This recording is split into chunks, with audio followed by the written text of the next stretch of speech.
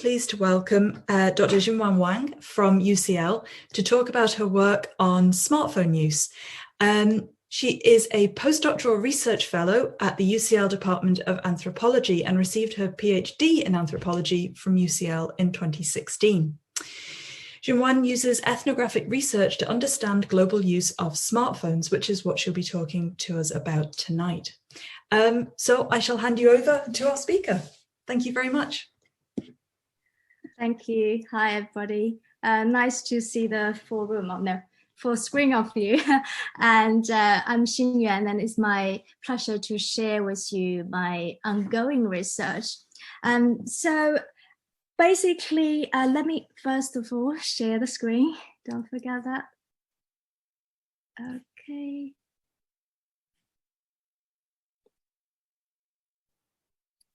Here we go.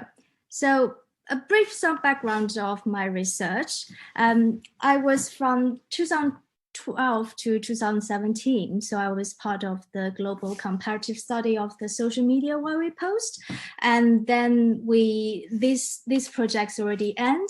And today, some of my research were from that PhD project I did, which end up in the monograph Social Media in Industrial China.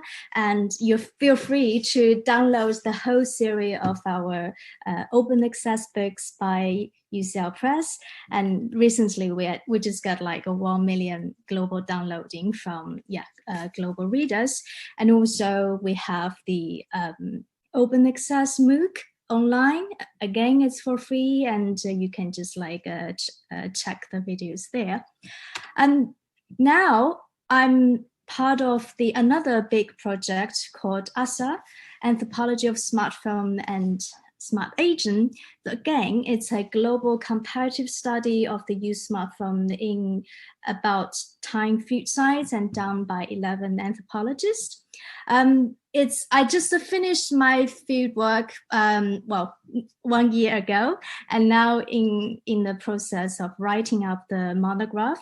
But our comparative work, which is called the Global Smartphone Beyond the EU's Technology, will be out in May this year. So again, welcome to download this open access book.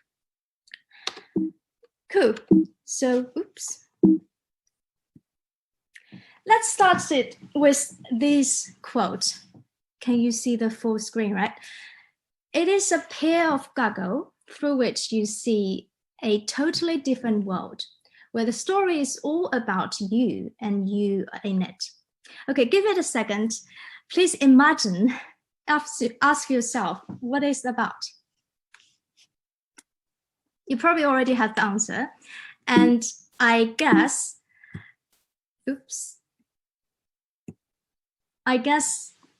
many of you would assume it is the latest advertisement of the virtual reality or VR headset. But actually, it is the quote from a fictional novel in 1935 by Stanley. So that is our age. We definitely live in an age that, things in the scientific fiction a few decades ago is already making themselves part of our daily life. Exciting, isn't it? But also the anxiety follows, because we keep asking ourselves, so where's the boundary between the real world and the virtual world? Are we still human beings? Questions like, is that still are we authentic if we spend more time online than in the offline world? I'm sure nowadays many of us is asking these questions. So of course, people try to find the answers to this question in various approach. And the approach I rely on is called digital anthropology. So what is digital anthropology? To put it in a simple way, digital anthropology is to try to use a very classic anthropological approach to understand the impact and consequences of the digital technology. And why classic anthropological method, we all know that if we study human being, we can use interviews, questionnaires, surveys, which is very common. But the thing is, as the anthropologist Margaret Mead said, what people say, what people do, and what they say they do are totally different things, three totally different things. So if we do the questionnaire or interview, people actually know that they've been watched, and they know that what kind of answer they are supposed to answer, which is probably not always the case, what they really think about things. So as an anthropologist, I moved to the place and I somehow use myself as the workshop. I throw myself into the laboratory, which is called society. And I make friends with people. I experience life together with people. It's just like the way you know your best friends. It is through life. You through things together until they will frankly share their ideas with you. So that's how I get the insights from them. So from 2013 to 2015, I lived in a small factory town in southeast China, where tens of thousands rural migrants live and work as factory workers. So they are the human face behind Made in China. And the social context for my research is said to be the biggest human migration in human history. Each year, over 250 million of rural Chinese left their home village to work in factory towns and cities. So in China, this huge group of people is called floating population, because they need to, as the cheap labor, they need to like move all the time. They can't really settle down in any place for long. So that is kind of floating all the time. And the social discrimination against this population is appalling. In fact, people will always use the word low 素质, 低素质, which means low human quality to refer to these people. And in the past 10 years, more than 60 factories just pop up in this small town, which I called Good Past Town. And tens of thousands migrant workers, they flooded into this town and stay there. And nowadays, the rural migrants already outnumbered the original local residents. So the photo you see on the screen is a daily scene of people working on the assembly line in the factory. And one of the girls told me that the trick of not missing one punch of the machine is to forget yourself. She said, if you think things, your hands will slow down and you can't follow the machine. So here, you see the human being is reduced to become a part of the machine. It's a typical and cool example of how human can lose their humanity, and it's already used by Marxism. And we believe that it is only through the creative labor that we create our humanity. However, curiously, many of the factory workers, before they came to Good Past Town, they worked in ceramic workshops in their home village, Jiangxi, which is like a beautiful town which like produced the most beautiful ceramics for centuries in China. It seems that the same population who used to produce the beautiful ceramics, the type of labor we see that produce the humanity, chose to abandon that ceramic producing in order to be part of the massive factory system. What happened? Well, first of all, the factory work can earn more, but the footnote is like only slightly more given the living expensive is also higher. And second, my research participants argue that in ceramic workshops, they also did the basic thing. So it's not like the beautiful painting. So in a way, it's also as tedious as the assembly line. But the main reason, especially for the young rural migrants, is to move this dynamic town, which is very close to Shanghai, the biggest metropolis in China, is the way for them to join the modern China.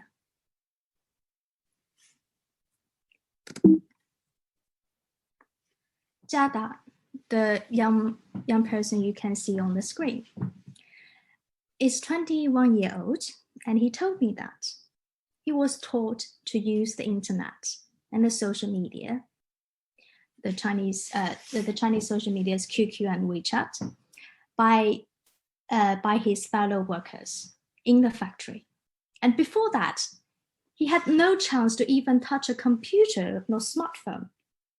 So every day he chats with new online friends via this budget smartphone. And on Jada's social media profile, that's kind of the image he collected from the internet and reposted on his private social media profile. And for him, the very key standard is being cool, being modern.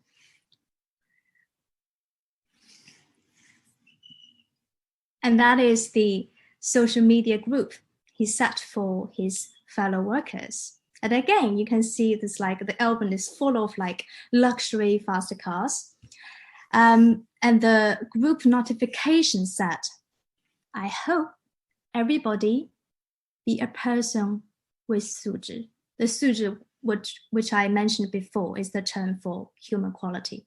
So basically he's saying, I hope everybody become the person with high human quality. Well, of course, the poignant message here is that migrant workers, they themselves already internalize this like social discrimination that they are a person with lower human quality. But also an important message here is somehow people believe that online by those idealized fantasy photos they collected and claimed on their personal profile. Through doing that, they actually built a world where they can see themselves with self-respect. Therefore, they gained a higher human quality. Jada's virtual car collection actually reminds me that a century ago, Chinese people went to a photo studio, as you can see on the photo on the left behind, to take a portrait photo in a car model made by paper and with a foreign landscape backdrop. I mean, the look of car maybe have changed, the best cars look changed, but to apply virtuality to feel good and look good is actually a very ancient technique, which existed long before the digital age. Another example, Lily. That is the post by Lily. And Lily is a 19-year-old young factory girl. And her daily posting is like many photos, like European style, pretty woman. And the way she talked online is also as if she was the princess. So this one typical posting, along with the photo, she said, in my life, I have always been dreaming about my true love. They will treat me very well, protect me from all the uncertainty, disappointment, sadness, and loneliness. However, I always know that that person will never turn up. And that is where Lily stayed. That they share the room with another 5 rural migrant families, and that is room she shared with her sister. And there's no heating in winter and no air conditioning in summer, even so the temperature can be as high as 38 degrees. And in that room, One day, one hot summer afternoon, Lily was working with her social media on that bed. And she was like so excited to post again many beautiful photos which she collected online. Totally ignore the existence of me who is watching her. And all of a sudden, she looked up to me because she heard that my moaning under the attack of swarm of mosquitoes. And she looked up, said, "Life outside the smartphone is unbearable, huh?"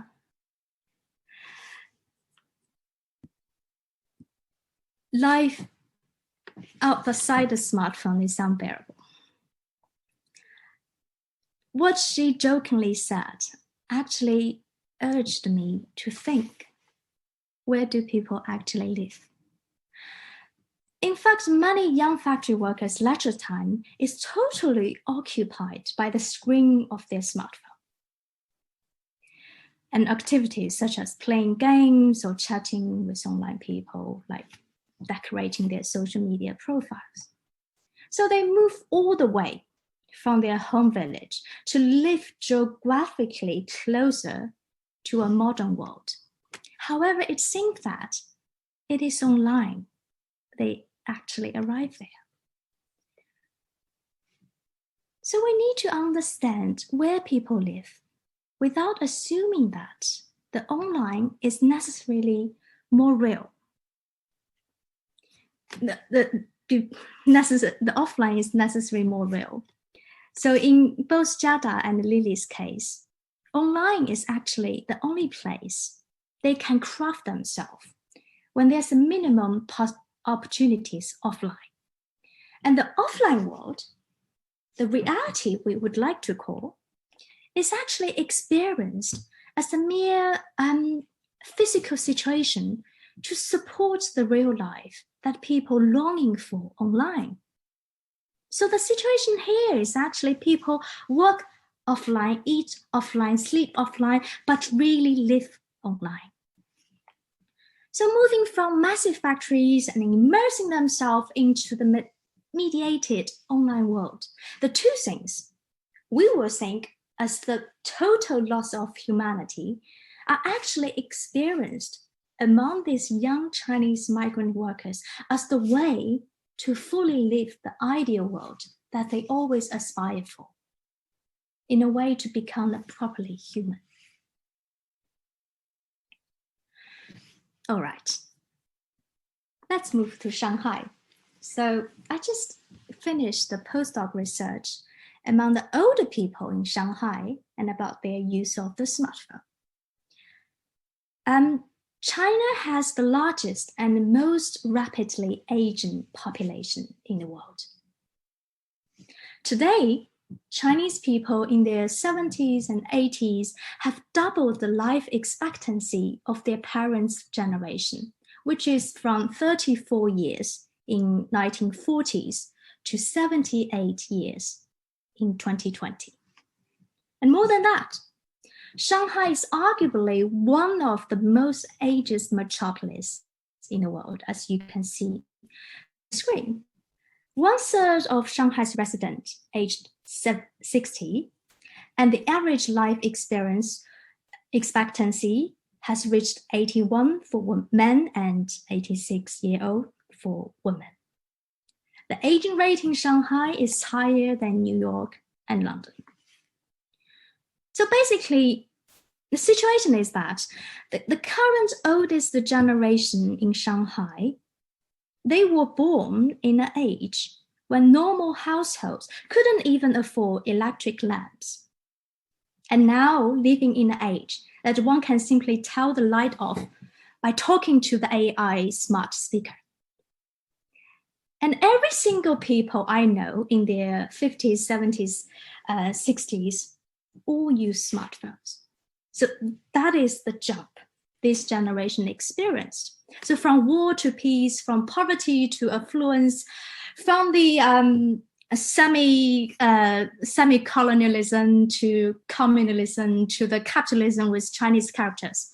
The social transformations the older people in China experience in their lifetime, is in one single generation, is unprecedentedly intense.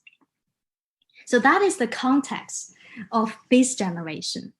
And one of my research inquiry is to understand how people perceive aging with the rise of the digital possibilities by the smartphone, and also how the smartphone changed their daily life.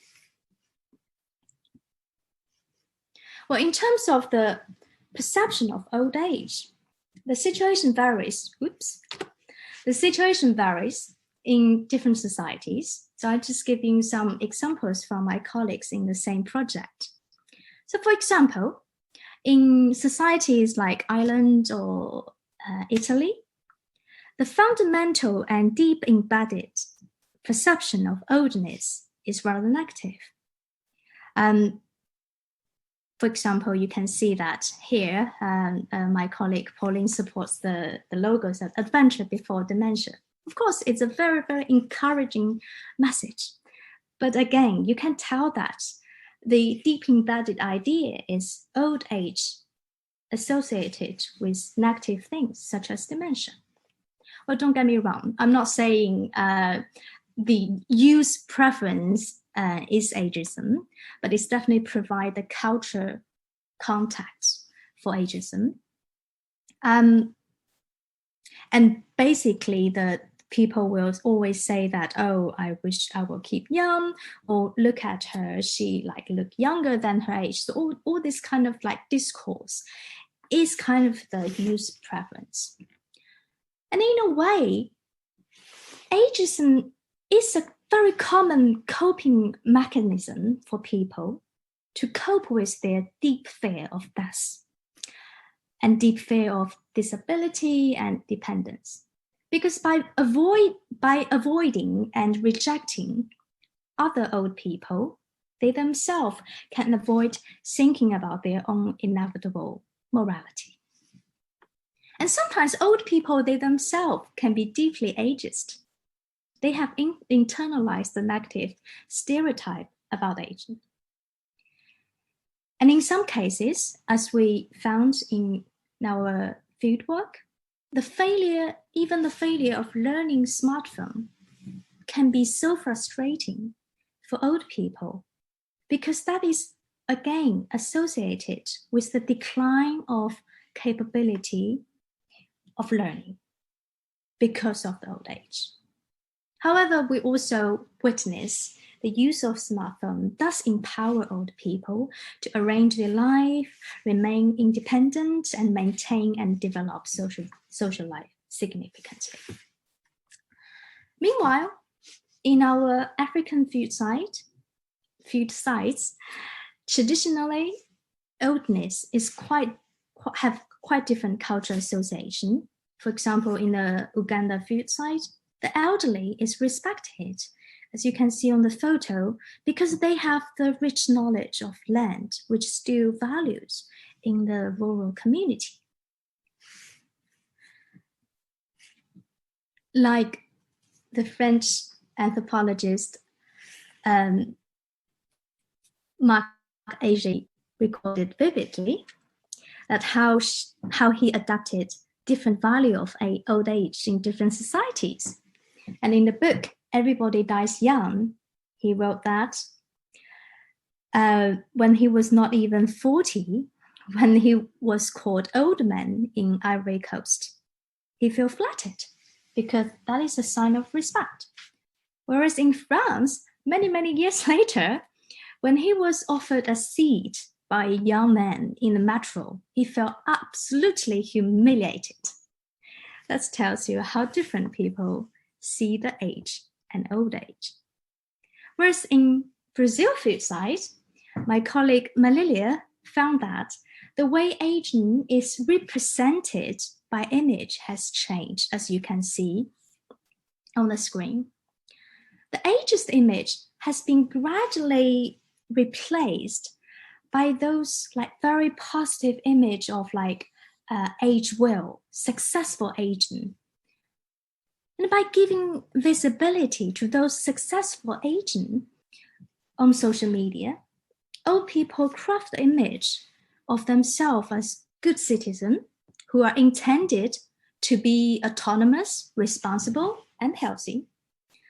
Meanwhile, the visibility that anyone could choose to be healthy and active is also create some kind of social expectation or even social pressure on people to keep their good look online. Well, visibility is never a physical thing. It's highly political. As I quote here, visibility lies at the intersection of the two domains of aesthetics and politics. And visibility is a supply and demand market. It's a question about what should to be seen and what shouldn't. What is worth being seen at which price? So in that perspective, what is represented as beautiful, successful, desired, also establish the social norms of what old age should be. In Chinese beachside in Shanghai, I also witnessed the similar social expectations for old people to behave young, look young. But of course, the situation in China has its own features.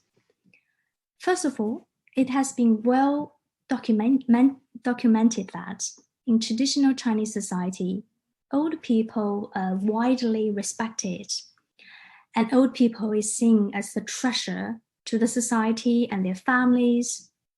However, given the social transformation I just described to you briefly, the old people is seen as out of date because their knowledge is out of date. Now it's the digital age, it's no longer valued. And also the family plan, called like one child family plan, made the children is definitely the circle, the center of the family life. And discriminations against older people actually increasingly dramatically. It's become now common to see that older adults is regarded as the burden to the society and their family, despite the fact that older people contribute to the society in various ways. I will come back to that point later. So just give you an example. The peak of stigma of old age in China is the Peng Yu case in 2006. A young man called Peng Yu helped an old woman who had fallen, but only to be sued for causing the accident. The Peng Yu case became the landmark of the stigmatization of old age in China. Since then, old people have been constantly labeled with negative traits such as ungrateful, mean, and even domineering. So it has such a significant impact to the degree that even nowadays people dare not to help old people who fall. In such contexts, despite the ageism online, my research actually find that online platform via the smartphone has become a major place where older people can present a positive image of themselves and also gain their own audience. Now, I will stop the slide now and play a very short 2-minute video, which I recorded in my fieldwork, where you can see a 62-year-old lady, how she experienced smartphone as the object, which carries all her love. All right. I will stop sharing. Oops.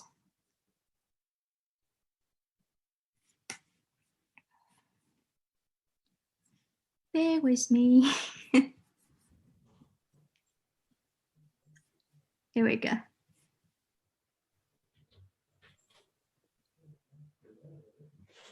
can you see the? Yes. Oh, right. Okay, I'll start playing.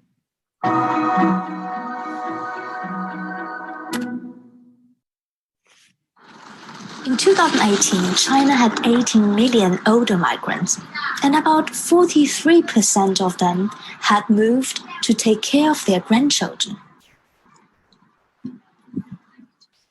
62-year-old Dan is one of them. 我来上海之前，我的都是在上班的呀。来上海嘛，就是为孙女，对吧？她孙女生下来嘛，我就过来。 Shanghai is an unknown city to Dan. Dan misses her old friends she left behind. 我重要，我觉得手机不在身边，就一个灵魂不在身边一样。因为这个手机太重要了，对我什么东西我要看朋友啦、聊天啦什么啦。因为我现在有这个手机呢，就是朋友还是再远好了，还是看得近一样的。我们有歌友群的呢，每周都有一天去唱歌的。不是你。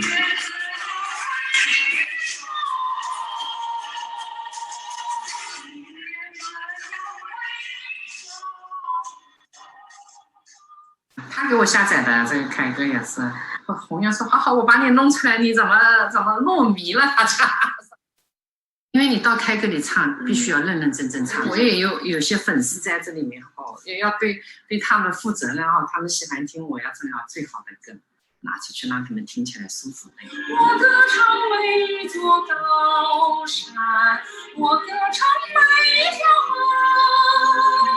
袅袅炊烟，小小村落，路上一道辙。 Dan wants her family to burn a smartphone for her if she passes away one day. In China, burning is believed to be the way to transfer items to the other world. 我烧一只手机是你说的吗？对，是我说的，是我说。我说我唱的这个全民开歌，这么多歌在里面，以后等我牺牲了，我说这手机就给我送进来，因为这手机里面有我全部的歌声在里面，对吧？ 是我的一生的爱在里面。All right. Okay. Oops. Okay, I need to fix.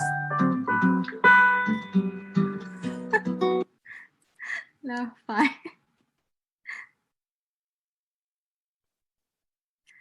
Let me share the screen again.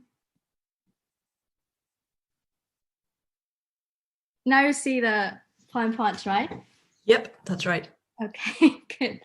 So I hope you enjoyed that video of Dan, and she's such a lovely lady. And Dan is a very representative in a way that how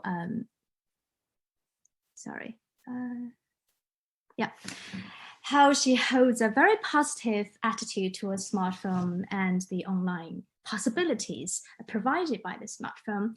And in a way that she sees the online as her identity. That's the reason she said, like, please burn the smartphone for me if one day I'm not existing in this world. In other cases, as I see, the use of smartphone is always very, very deeply engaged in daily life, but not necessarily as active as them.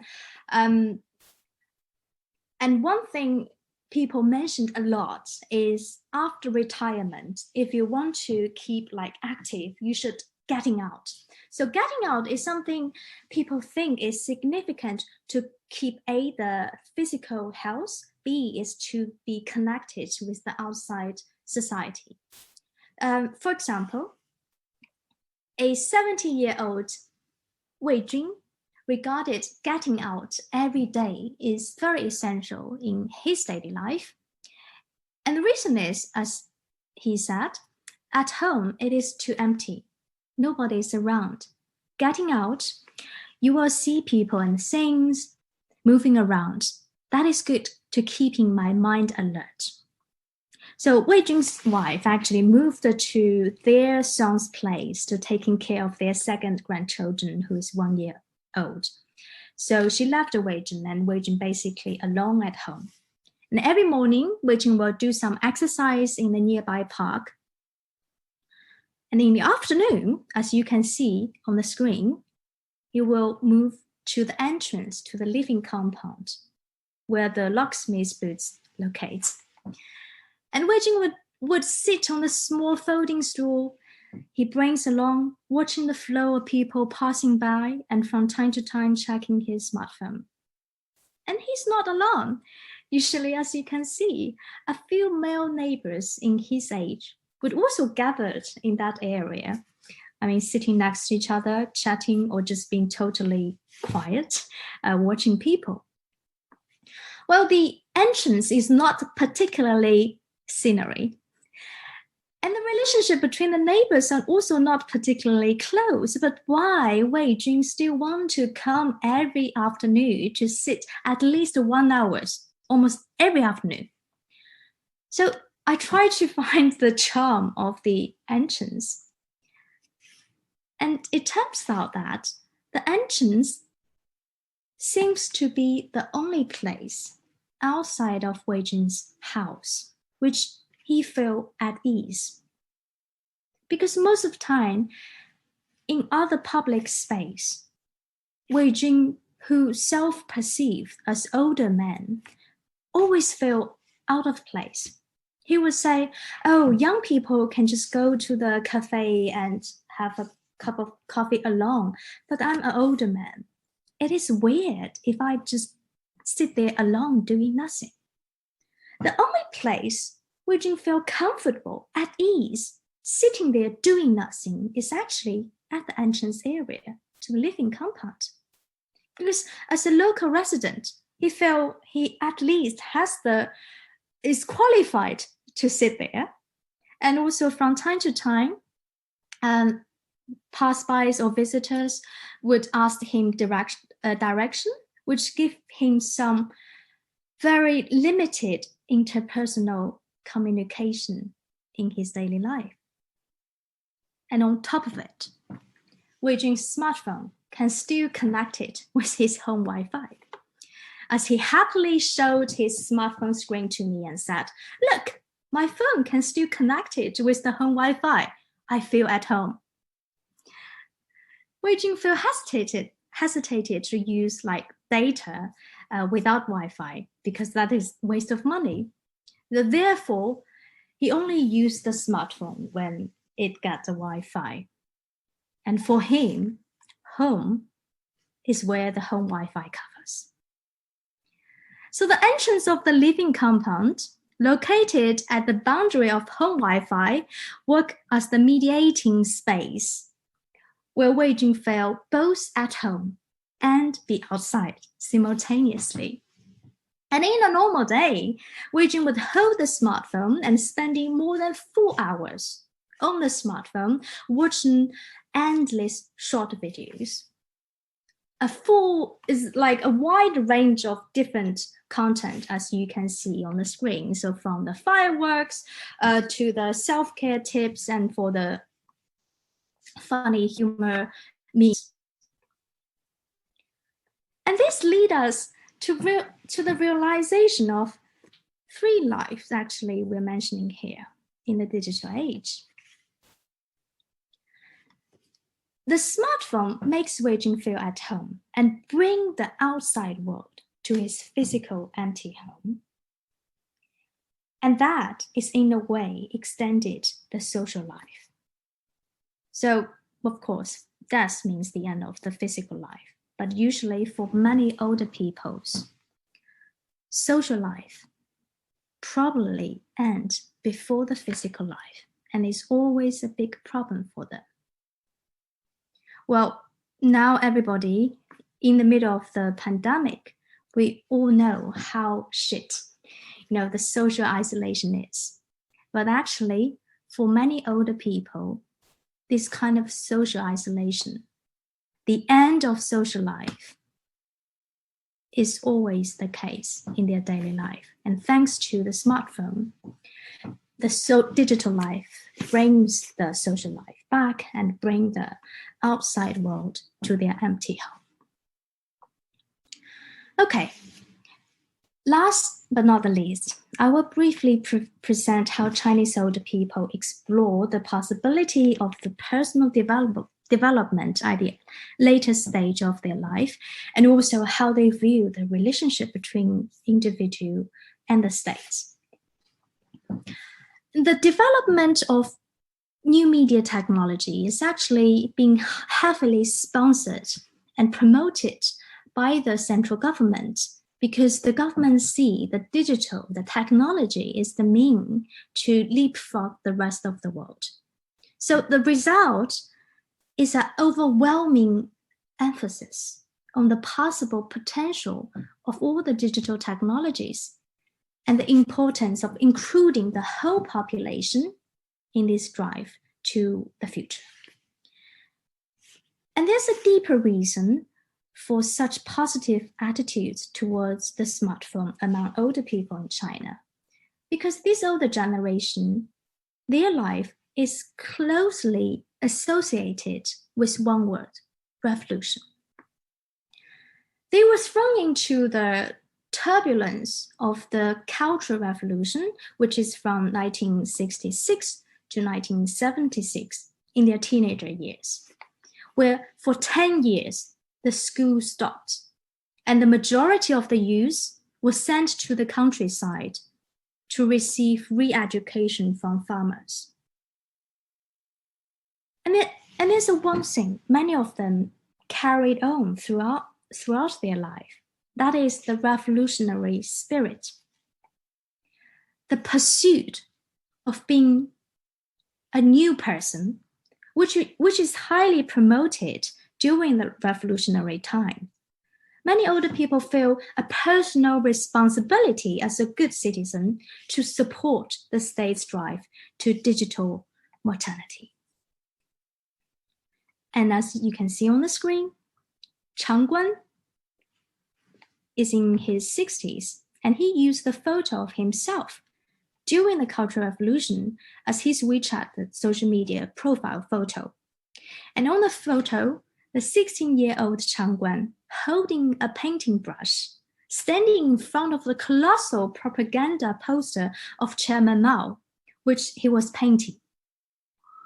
And he said, "I'm still motivated by the revolutionary spirit, the youthful spirit. Like Chairman Mao said to young people, the world belongs to you." Liang Zhu, another research participant, said, "I have experienced two massive revolutions in my life. During the most difficult time of the Cultural Revolution, when many ceased learning, I continued teaching myself new technologies. And now, I grew further in the information revolution." He said so, proudly waving the two fingers. So the information revolution is experienced among people who were fundamentally shaped by the very experience of the political revolution since their early lives. It is believed that a person who refused to be reached by his or her age will be dumped by the age and become useless. The tolerance for individuals to be detached from the era they live in is minimal. Such attitude remains in line with the familiar revolutionary discourse of self-reform. That is, people should not conceive of themselves as unchangeable in an ever-progressing society. So the widely held idea among old people is that learning new technology is the route to being valued as a useful person. And by embracing the advanced technology, the advanced productive power latent in digital technology, the person achieved the self-reform that accords with the definition of a new person in the digital era. However, the new person in the digital age has a major difference between the new person in the communist revolutionary time. To be a scroll of the revolution is one of the most common saying during the revolution, which highlights the relationship between the individual and the society. So individual is the little scroll, and the society is a big machine. So the communist revolution have set up this goal of producing new kinds of personhood. People who would internalize the ultimate goals of revolutionary history and subsume themselves to the collective ends. So to be unique, as you can imagine, to be unique is fatal for a school, because a school should be totally replaceable. So in that way, to be a scroll of a machine is an extreme and thorough process of de-individuation.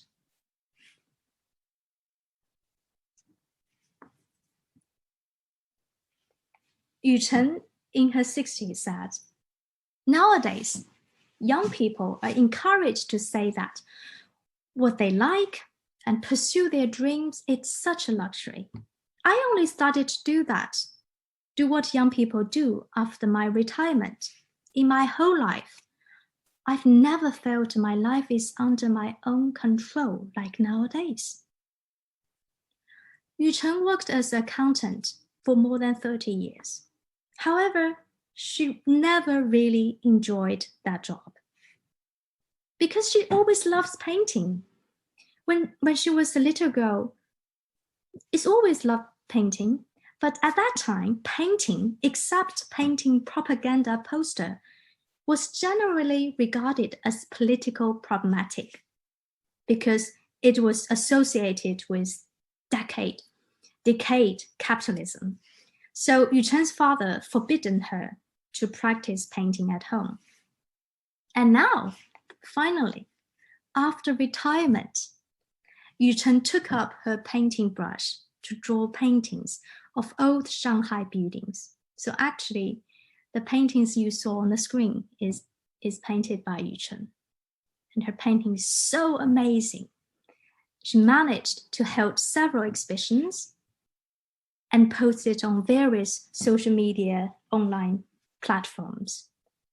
And she's also very active on social media. She even has a VPN, which allowed her to come across the Great Firewall to have access to the Instagram, which is banned in mainland China, because in Instagram, she can view more paintings from the worldwide artists.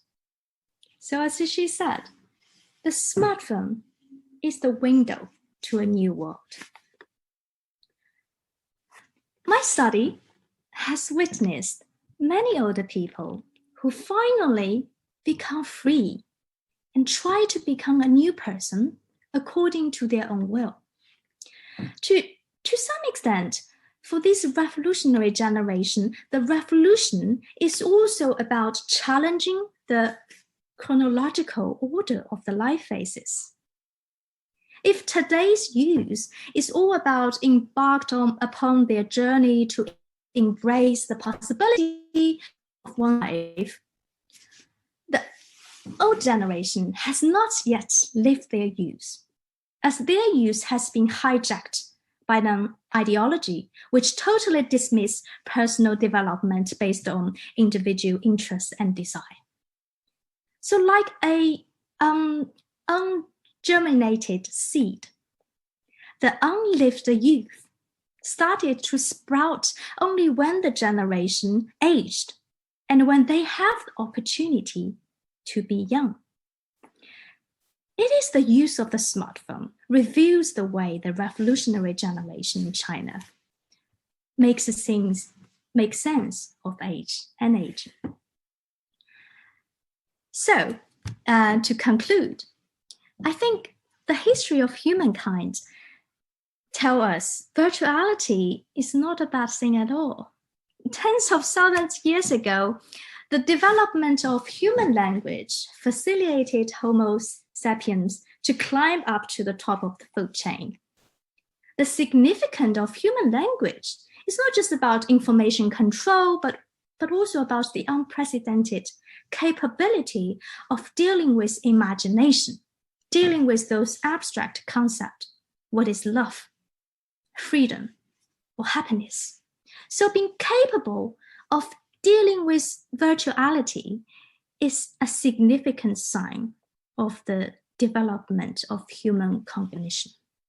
And what is central to anthropology is to show sympathetic respect for what people are doing and why they do it.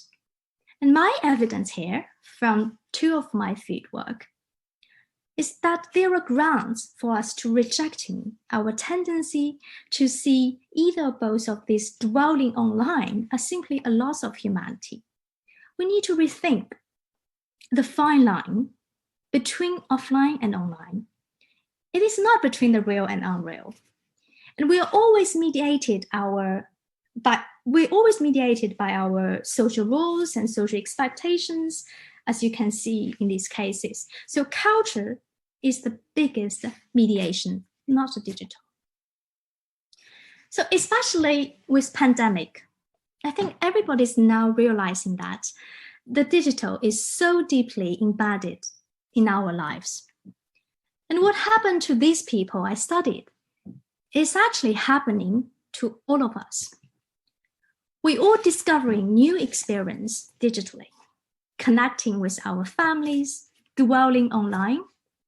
And these 2 populations I study, from life outside the smartphone is unbearable to please burn the smartphone to me. These 2 populations show that digital helps people experience a humanity which has been constrained in offline lives. So in the end, it's not a story about factory workers or Chinese older people. It's a story about all of us. After all, we're all experiencing virtual reality in our various ways, as we have been and will be, with or without, and most of the time without the VR headset. Thank you. I've done. Thank you so much. That was brilliant. I really enjoyed that, and I can see there's little clapping emojis coming up. So if anyone has any questions that they'd like to ask, if you could just pop that in the chat, I can start putting them forward. So we can give everyone time to start thinking if there's anything that they'd like to ask. I think there was so much there that was really interesting, and I really enjoyed the idea of where do we actually live, and I found what you were talking about in relation to the discrimination against the kind of floating workers really interesting. So hopefully other people will have questions coming through, and we'll just give them time to type things, and also let you catch your breath and have a drink.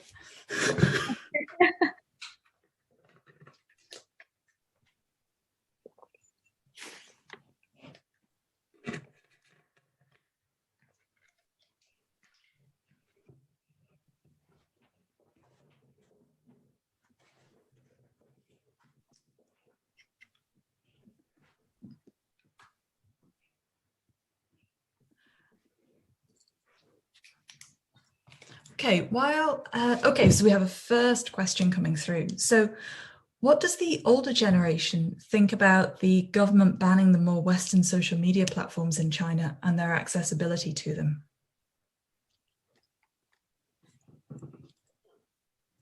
Thank you for the question. It's a very good question. And I think why don't we extend it to what the older people think about Chinese government ban the social media. Yes, as I mentioned in the previous case, that Yu Chen, she actually used VPN to use the Instagram. But she is actually exceptional in terms like she aware of the the very existence of the non-Chinese social media. So basically what I observed in Shanghai and in the small factory town, that people know this other social media exists. But if you think the very nature of social media is allows you to connect to people you know, you realize that people actually don't need that Facebook or WhatsApp. I come across the guy quite funny.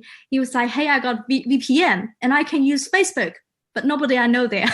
so this kind of thing. So it's not in a way, as digital anthropology, we started digital, but we always see the social relations as the center. So how people use whatever opportunity affiliated available to arrange their sociality, that is the key thing. So the situation is not like in China, there's no social media and social media is banned. That's not the case. Actually, in China, the social media such as WeChat, in many ways, in terms of functionality, is actually very advanced because it's the one in all. You do everything through WeChat. So you hail taxi, book a hospital appointment, and do the video call. Everything, basically, WeChat is the Facebook plus Instagram plus WhatsApp plus YouTube plus all the online payment tools. So in terms of function, nobody I heard complain about the banning of the Western social media. And in terms of the very nature of sociality, you see that people always end where their family and friends end. And of course, I know the underlying question is the censorship. But again, if we're talking about surveillance, the big brother gaze, it's actually thinking about your own family and friends. How much of time you spend in political activism? Most of time for ordinary people is about daily life.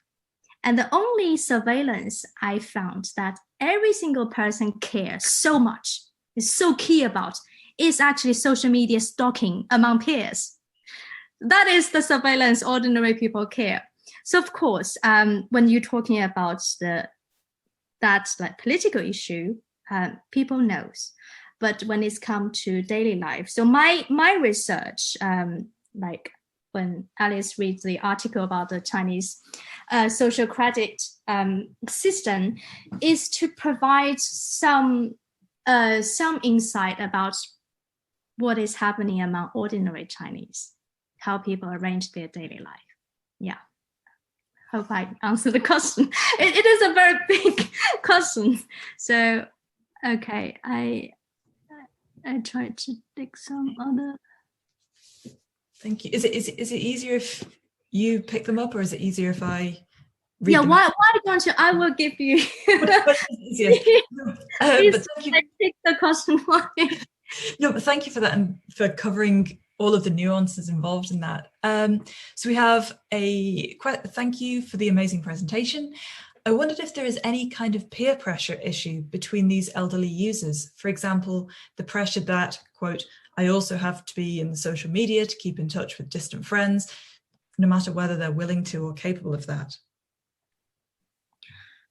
The pressure that I also have to be in the, I know what you mean. Do you mean that it's like, if people like you, you also need to like back? So it's like the pressure to being a good friend who is like always give attention to your online friends. If that is the case, I will answer my question in that scenario. Yes, definitely.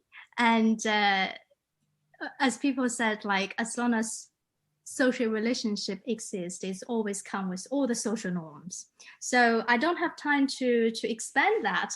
But for example, in both my field site, Chinese field site, and my colleagues' Japanese field site, you will see that how much effort people give to pick the right emoji, right social media sticker, because that's visual language. It becomes such an important thing. So for example, in Japan, people have this like very popular stickers like bowing, it's like deep respect, a say sorry thing. And it's like widely used online through the sticker. So everything exists offline. Every social peer pressures exist offline. Is now all copied to online, if not more, because in offline world, you can shut your door, right? You can say goodbye to whatever friends you hate to meet again. But online, in a way, you are 24 hours constantly online. And also, it's like situations like about online bullies, like nowadays, it's always there. So yes, it's definitely, but is another one interesting observation we found also in the UK society, and which I found is also similar in China, is we call Goldilocks Strategy. It's like not too close, not too far, but just fine. And many people use social media as the Goldilocks distance. It's like, okay, I don't need to try to, be friend to you in the party. I don't need to invite you to my house. But to like your post, it's kind of okay. I can live with that. So it's kind of a minimum effort to keep being friendly and just the right social distance. Well, nowadays it's too much. So yes, so it's always like two sides of the coin. You always have the peer pressure, but the online somehow provides a more in terms of function. It's almost like to have a new tool to help you to play with, to negotiate, to navigate your social life among different kind of social relations. Yeah.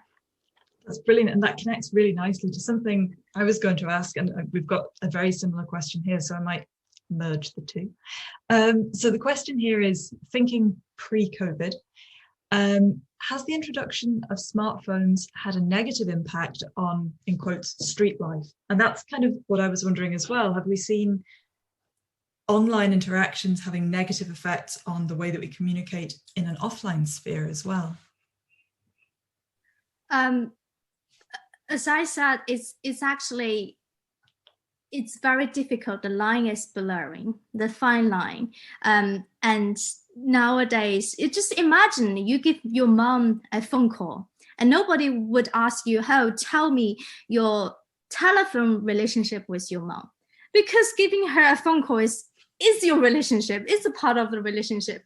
So if you're really looking to the specific case, actually it's very, very difficult to differentiate is like online from offline, because again, is even before COVID. I mean, COVID is like too radical, too extreme. That's totally ban of offline connection.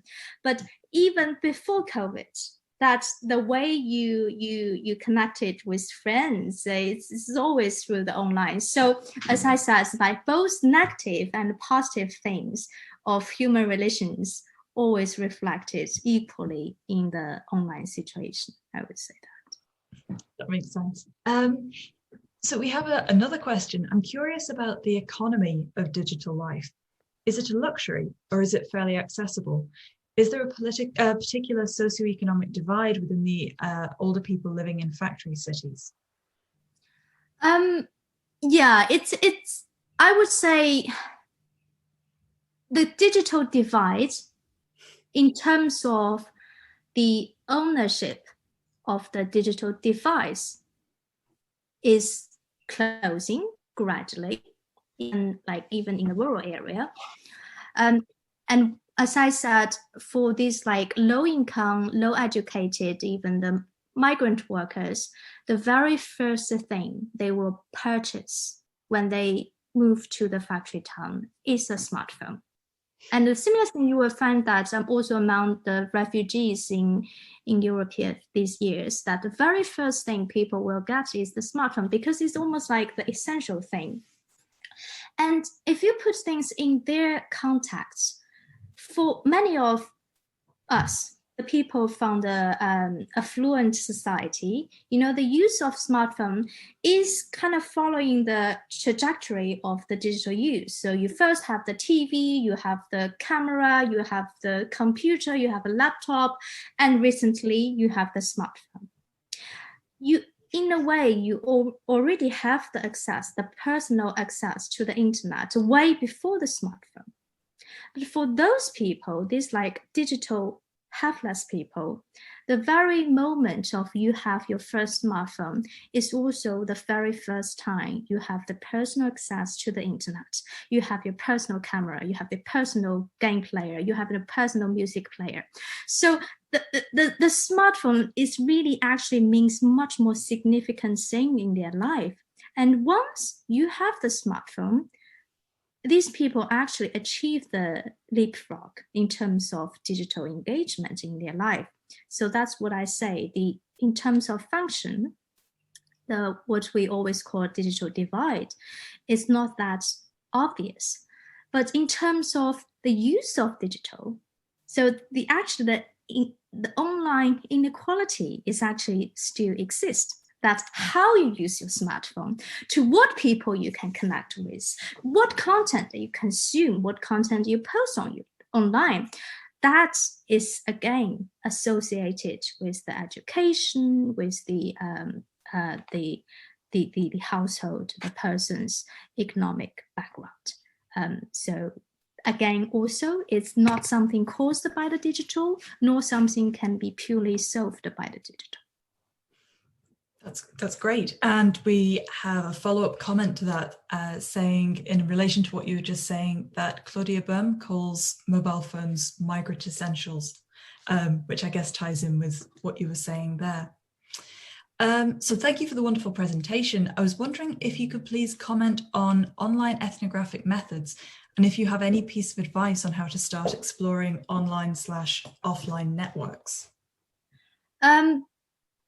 I will send Alice one video which I don't have time to play. It's actually specifically talking about online offline ethnography. So basically, I already briefly mentioned in the beginning, but for me, many people who study the internet, they will pick a platform. For example, okay, I study Twitter. So what is Twitter? Let's just go to Twitter. It's always kind of like for people like with a hammer, everything is a nail. If you want to study certain things on internet, you can always get what you want to study. But the thing is, nobody lived for your research. Nobody lived only for your research topic. So you want to see them as a hate speaker who say crazy things on Facebook. But at the same time, he's probably a very nice father, a good son, a very fun colleague. How do you know that part of him? And without that part, how can you understand why he said so and so online? So my approach is always put the human as the central. The digital is just a handle of the door to open the door to the world, to knowing the person. And usually I don't even get to know people online. That's the reason I said I'm still using the classic anthropological fieldwork research, which is called participant observation. That is, I moved to Shanghai. I moved to the factory town where I live there for 15 months or 16 months. People know who I am, and I know them in a holistic way until they feel confident to add me as their personal friends, to show me the screen of the personal conversation with their close social networks. So that's how I actually know people's online world. So it's actually start from offline rather than the other way around. That's brilliant. Okay, we have a fairly long question here. So thank you very much for this interesting presentation. It somewhat seemed from the cases you presented that smartphones would amplify activities. The elder lady enhanced the scope of communication and the scope of people she interacted with. The elderly man sat at the same spot as his neighbours and may have maintained what he would have done without his smartphone, sitting together with them but not communicating. dreaming a life has become more colourful for those working in factories.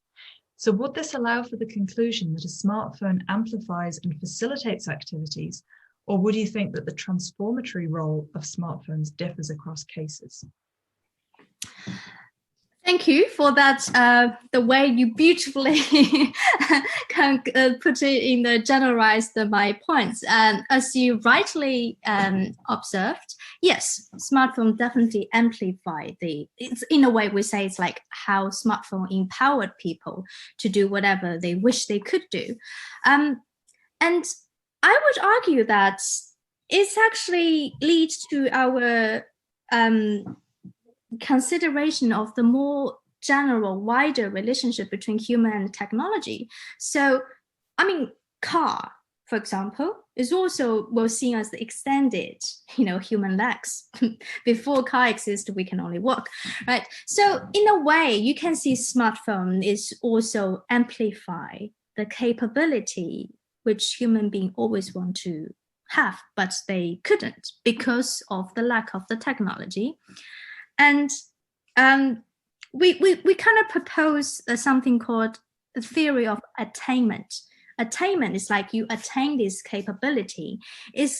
We see human being or humanity as what it can be in the future, like which includes all the capability facilitated by the technology. And we always, like the factory workers, if they can choose, they would not want to born in a poor family, right? They were born, they have no choice. But to imagine, to dreaming is actually the strong evidence of that they want to gain the control through whatever tools which is available. So I think both of the population, the case I present today, is in a way radical in their own way, because in offline world, they experience a lot of the constraint which many people here have never experienced. So, but then online is actually so put such a dazzling spotlight on that. But actually, if we go back to the more like average scenario, it's always like that. You always have the desire, and you always want to use things to fill in the gap. And in their case, the gap is like quite large, I would say. Yeah. Okay. We have a couple more questions. So if you've got any others to add, please just kind of type them in. You mentioned how the factory workers are viewed as suchi or lower quality in China. How do you think this compares with how Westerners view their lower skilled workers? Are they able to be friends with others who are not, or is there a social stigma against them? Can you repeat the second part? How is Western what? Sorry, how do you think this compares with how Westerners view their lower skilled workers? Are Zuchi able to be friends with others who are not, or is there a social stigma against them? I mean, Bourdieu's work, like distinction, should be the answer to that question, isn't it? I think in whatever society is always you see the hierarchy and how people try to differentiate themselves from the taste, from the photos they post online. But yes, I think Suzhi, as I mentioned here, is like human quality is well, if we really go looking into it, that again is a very specific term which created in the socialist China, and with the idea which I present is as like you need to do the self-reform to improve your human quality, because humanity is something you can produce through labor. I mean, so it's like the communist ideology is like very strong hands to try to control how people create themselves. But at the same time, the individual interest is not important because you need to work for the collective goals. So that's probably the slight difference between two societies. But yes, if we say the social description, discrimination is definitely quite universal. Yeah. Okay. I found that fascinating. Thank you. I loved your insight that the digital helps people to experience a humanity which has been constrained in offline life. Does this mean then that people whose offline lives are less constrained use the digital differently? Yeah, sure. I think every people use it differently. Even I feel hesitated to say, oh, I know how the Chinese factory workers use social media, because again, you see the age difference, gender difference. So I would say it's like, again, just like offline world, online world is very, very differentiated and varied, depends on the individual features. Okay, fascinating talk, many thanks. I wonder if you could share your view on the role of using smartphones in producing and co-producing local, traditional / indigenous knowledge, highly contextual forms of knowledges. Thank you. It's a very interesting question. I would say yes. It's empowered people who usually don't have the voice. So, for example, we probably all know the TikTok, but the TikTok Chinese version, I shouldn't say that, because my argument would be the Chinese TikTok is actually totally different thing from the TikTok we know, which is so popular among young people, you know, the gimmicky, fancy things.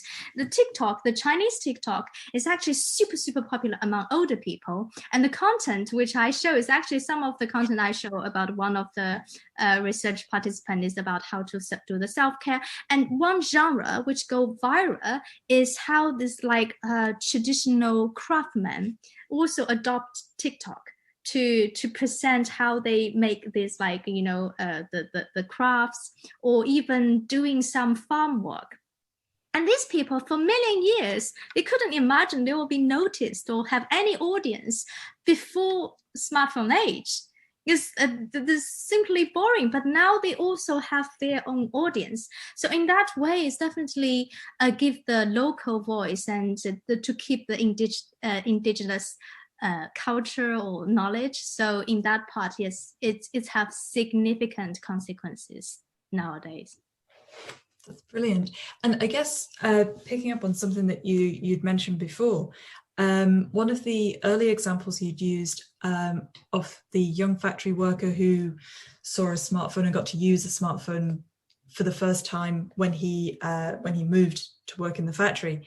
Does that mean that there is that sort of trickle-down effect where you have families back home, if you like, in kind of more rural communities who are also tending to increase their smartphone use in order to be able to keep in touch with those who move away? Yeah, I think also one of the other scholar did a beautiful field work is exactly about this phenomena, that how the digital circulated among the Chinese huge population. And she found that it's actually the rural migrants plays a very significant role. So for example, every Chinese New Year, when they go back home and they show their fellow villagers, their parents, relatives, like how great this smartphone is, and show them things and urge them to buy the smartphone themselves, which I witnessed a lot in the previous 5 years. So you see, even so it's individual thing, but remember there's every year over 250 million rural migrants who would go back home, and to be the agent of promoting the digital technology, this kind of power is significant. Yeah, that's pretty incredible to actually think about that kind of spatial circulation of that. That's really interesting. Okay, so I think then the last couple of comments are really just saying thank you for such a brilliant presentation. And yeah, it was really fascinating. And I think especially with this sort of strange world that we're living in where everything is online, it seems particularly relevant to actually be so cognizant of what we're doing and who we are and where we are when we pick up our phones. So I really enjoyed that. Thank you so much. And thank you for everyone for coming along. As I said earlier on, the recording will be posted on the university's YouTube channel, probably sometime next week. If you are interested in attending future events, please just keep an eye out on our Eventbrite page, where we'll list, we have a talk coming up in February around climate and gentrification. So very different, but hopefully of interest as well. So please do keep an eye out. And yeah, thank you to all of you for coming along, and thanks for a great presentation. Thank you. So bye. Good night. Bye-bye.